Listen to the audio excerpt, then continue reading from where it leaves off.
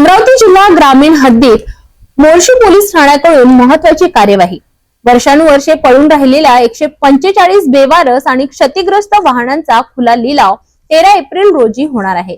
चला पाहूया या लिलाव प्रक्रियेबद्दल अधिक माहिती आणि हा खास रिपोर्ट। पोलीस स्टेशन मोर्शी जिल्हा अमरावती ग्रामीण येथे वर्षानुवर्षे पडून असलेली 145 बेवारस आणि भंगार दुचाकी वाहनं 13 एप्रिल 2025 रोजी सकाळी 8 वाजता खुल्या लिलावामार्फत विक्रीस ठेवण्यात येणार आहे।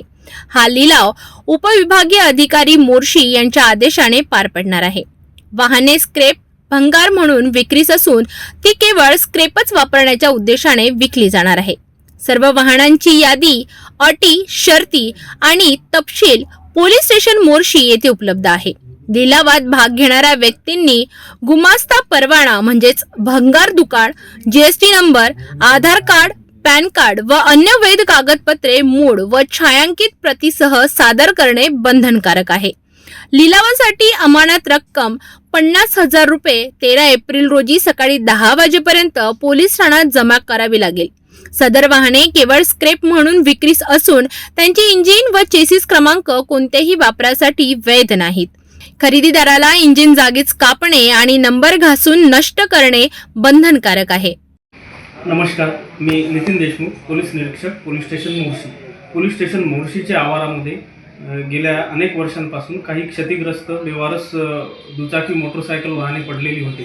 त्या वाहनांची रीतसर लिलावाची प्रक्रिया करण्याबाबत उपविभागीय अधिकारी मोर्शी यांनी आदेश दिलेले आहेत। त्यांच्या आदेशानुसार सदर लिलावाची प्रक्रिया ही दिनांक 13/4/2025 रोजी सकाळी 8 वाजतापासून पोलीस स्टेशन मोर्शीच्या आवारात होणार आहे। ह्या लिलावामध्ये गुमास्ता लायसन्स असलेले किंवा स्क्रॅपचे लायसन्स असलेले व्यावसायिकांना निमंत्रित करण्यात येत आहे।